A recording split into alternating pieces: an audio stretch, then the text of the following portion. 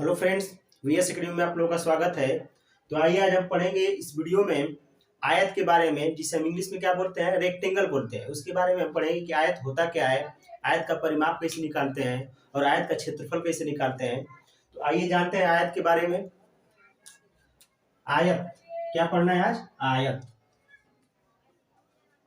आयत इसको इंग्लिश में क्या बोलेंगे? रेक्टेंगल। रेक्टेंगल। तो हमें आज किसके बारे में पढ़ना है?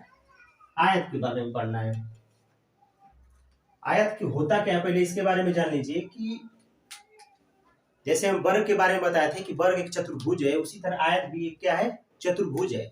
चतुर्भुज का मतलब कि जिसमें चार भुजाएं हो और चार भुजाएं से आकृति घिरी हो। तो आयत को जानते हैं कि क्या होता है कि चार भुजाओं से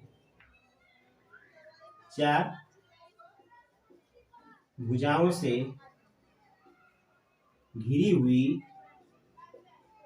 चार भुजाओं से घिरी हुई बंद आकृति, चार भुजाओं से घिरी हुई बंद आकृति जिसकी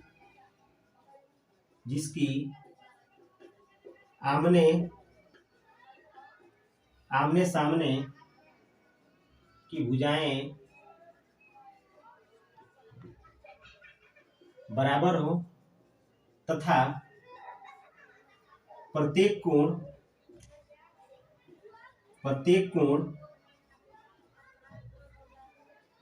90 अंश का हो, तो उसे आयत या रेक्टेंगल कहते हैं। तो इसकी परिभाषा क्या हो गई कि चार भुजाओं से घिरी हुई बंद आकृति जिसकी आमने सामने की भुजाएं बराबर हो तथा प्रत्येक कोण कितने अंश का हो? 90 अंश का हो। जैसे वर्ग में बताए थे, वर्ग में क्या होता था? वर्ग में चारों भुजाएं बराबर होती थी और इसमें सिर्फ आमने सामने की भुजाएं होती थी, मतलब बराबर होंगी। आमने सामने की भुजाएं इसमें बराबर होगी, उसमें चारों भुजाएं बराबर होती थी और इसमें प्रत्येक कोण जो है कि 90 अंश का होगा। उसमें प्रत्येक कोण 90 अंश का था, तो इसमें भी क्या होगा? प्रत्येक कोण क्या होगा? 90 अंश का होगा। तो आइए चित्र बनाते हैं आयत का।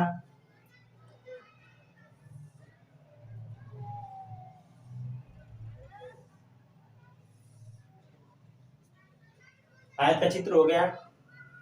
ये भुजा इस भुजा के बराबर होगी और ये भुजा इस भुजा के बराबर होगी।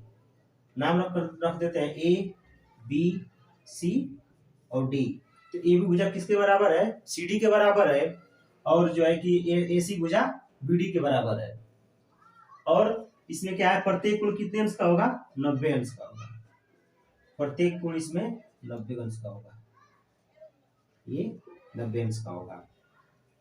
उसके बाद अगर पूछ देगा कि अंतः कोण, आयत के मतलब आयत का अंतः कोण कितना होता है, तो आयत का अंतः कोण कितना होता है? जैसे वर्ग में 360 होता था, तो इसमें भी तो 360 होगा। तो 90 90 90 जोड़ देंगे तो कितना हो जाएगा?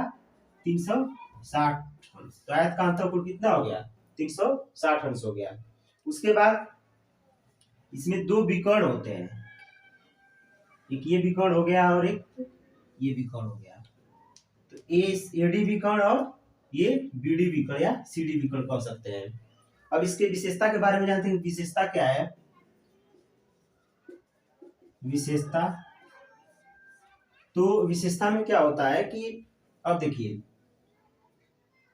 इसमें चार भुजाएं हैं, 1 2 3 4। तो विशेषता में चार भुजाएं हो गई, चार भुजाएं। उसके बाद चार कोण, 1 2 3 4, चार कोण। उसके बाद चार शीर्ष हो गए, ए बी सी और बी। ये कोना जो है ना, ये कोना, ये चार शीर्ष हो गए, चार शीर्ष हो गए। ये इसकी विशेषता हो गई। और उसके बाद दूसरी विशेषता इसकी क्या है कि जो विकर्ण होता है, एडी विकर्ण और बीडी विकर्ण, ये आपस में क्या होते हैं? परस्पर ये बराबर होते हैं। तो विकर्ण प्रत्येक विकर्ण परस्पर बराबर होते हैं। प्रत्येक विकर्ण जो है कि आपस में क्या होते हैं, बराबर। तो क्या विकर्ण है, एडी, एडी बराबर क्या हो जाएगा, बीडी।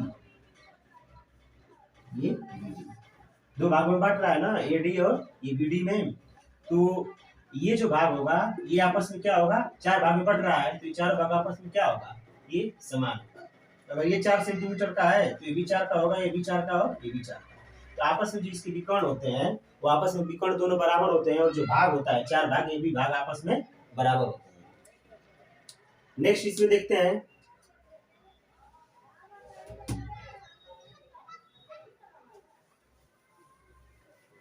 इसके बाद आगे जानते हैं इसमें आयत का क्षेत्रफल। आयत का क्षेत्रफल, आयत का क्षेत्रफल, क्षेत्रफल। तो हम बताए थे कि क्षेत्रफल का मतलब क्या होता है, उसकी लंबाई से संबंधित और चौड़ाई से संबंधित। तो आयत का क्षेत्रफल क्या हो जाएगा, मान लीजिए इसका लंबाई क्या है, एल है, और इसका जो है कि चौड़ाई क्या है, बी है। तो अगर इसमें हम क्या बताते हैं कि आमने सामने की भुजाएं, तो अगर ये यल होगा तो ये भी यल होगा, अगर ये बी होगा तो ये भी बी होगा। तो आमने सामने की भुजाएं आपस में क्या होती है, बराबर होती है। तो इसका क्षेत्रफल क्या हो जाएगा, लंबाई गुणे चौड़ाई, या इसको लिख सकते हैं एरिया बराबर क्या हो जाएगा, एल गुणे बी। ये आपका फार्मूला हो गया। अगर यहां से एक और फार्मूला मिलता है कि अगर मान लीजिए क्वेश्चन में अगर क्षेत्रफल दिया है और ये असल लंबाई दे दिया, तो चौड़ाई पूछ रहा है, तो अगर चौड़ाई निकालने के लिए क्या हो जाएगा सूत्र, आयत का चौड़ाई, यानी कि जब चौड़ाई निकाला हो तो लंबाई से इसमें भाग कर देंगे उसके क्षेत्रफल में, तो क्षेत्रफल बटा में लंबाई, इसका ये चौड़ाई निकालने के लिए फार्मूला हो गया। अगर पूछ देगा, अगर ये तो चौड़ाई हो गया, अगर लंबाई पूछ देगा आयत का लंबाई, तो लंबाई क्या होगा, जैसे हम चौड़ा लंबाई से भाग किए उसी तरह चौड़ाई से भाग कर देंगे क्षेत्रफल में, तो क्षेत्रफल बटा में क्या हो जाएगा, चौड़ाई, इसका ये फार्मूला हो जाएगा। तो मेन फार्मूला क्या है कि आयत का क्षेत्रफल बराबर लंबाई गुणे चौड़ाई। तो यहां से हम निकाल लेंगे आयत की चौड़ाई और आयत की लंबाई निकाल लेंगे। उसके बाद दूसरा इसका फार्मूला आता है आयत का परिमाप। तो आयत का परिमाप निकाल लेते हैं।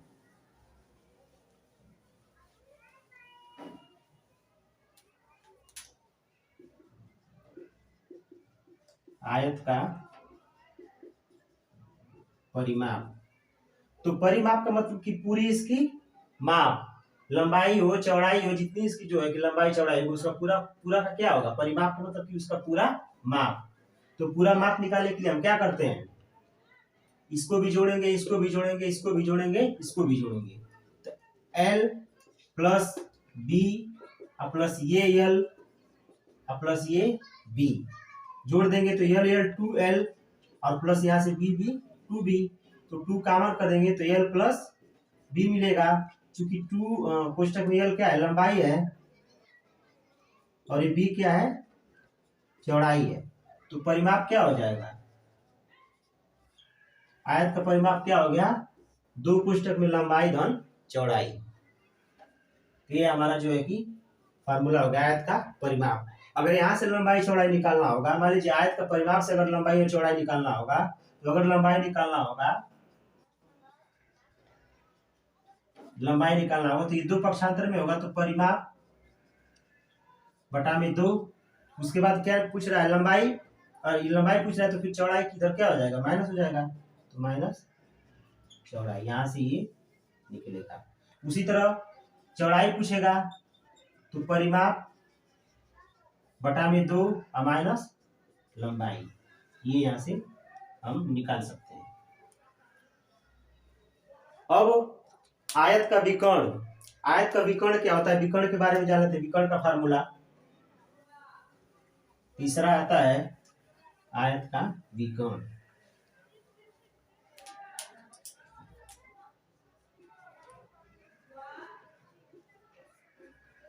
आयत का विकर्ण। तो आयत का विकर्ण क्या होगा, under root L square plus B square, या विकर्ण बराबर हो जाएगा अंडर रूट लंबाई का स्क्वायर धन चौड़ाई का स्क्वायर। ये विकर्ण का फार्मूला हो गया। यहाँ से हम क्या निकाल सकते हैं, विकर्ण निकाल सकते हैं। तो आयत के बारे में इतना सारा हम बता दिए। आयत का परिमाप निकालना, आयत का क्षेत्रफल निकालना और आयत का विकर्ण निकालना। और आयत की विशेषता क्या है, इसमें कितने विकर्ण होते हैं, इसमें कितनी भुजाएं होती हैं, कितने शीर्ष होते हैं, कितने कोण होते हैं, सारा कुछ हम इसमें बता दिए। अब इस फार्मूला पे जितने आयत का फार्मूला है इस पे हम क्वेश्चन देख लेते हैं, क्वेश्चन देख लेते हैं। तो आइए देखते हैं क्वेश्चन।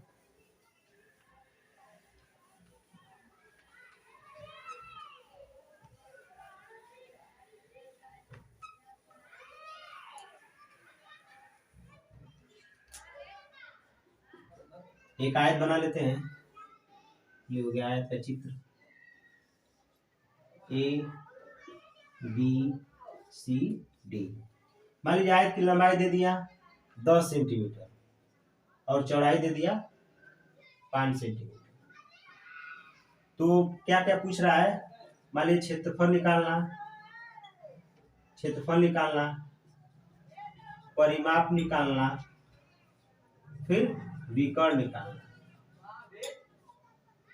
ये सब हम जो है कि एक एक क्वेश्चन इस पे हम बता देते हैं। क्षेत्रफल अगर पूछेगा तो लंबाई क्या दिया है, एल बराबर 10 सेंटीमीटर और चौड़ाई बी बराबर 5 सेंटीमीटर। तो आयत का क्षेत्रफल पूछेगा, आयत का क्षेत्रफल तो हम सूत्र क्या बताए थे, लंबाई गुणे चौड़ाई। तो लंबाई क्या दिया है, 10 दिया है और चौड़ाई क्या दिया है, 5 दिया है। तो 10 पचे 50 सेंटीमीटर। इसका जो है क्या हो गया, क्षेत्रफल हो गया। परिमाप पूछेगा, आयत का परिमाप। तो आयत का परिमाप का सूत्र क्या बताया, 2 कोष्ठक में लंबाई धन चौड़ाई। चूंकि लंबाई क्या दिया है, 10 दिया है और चौड़ाई क्या दिया है, 50 नहीं सॉरी चौड़ाई क्या दिया है, 5 दिया है। तो ये 2 कोष्ठक में 10 और 5 कितना आ जाएगा, 15। और ये 2 और 5 15 का गुणा कर देंगे आपस में, तो 15 दूना 30 सेंटीमीटर। ये सेंटीमीटर स्क्वायर होगा, ये 30 सेंटीमीटर। इसका ये हो गया, ये परिमाप हो गया। उसके बाद विकर्ण निकाल लेते हैं। आयत का विकर्ण,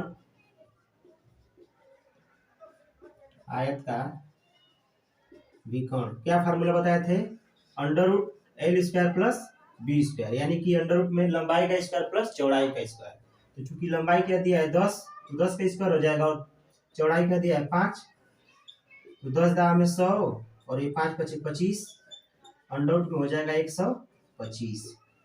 125 का खंड करेंगे तो 5 दूना 10 और 5 पचे 25, फिर 5 पचे 25 और 5 कम 5।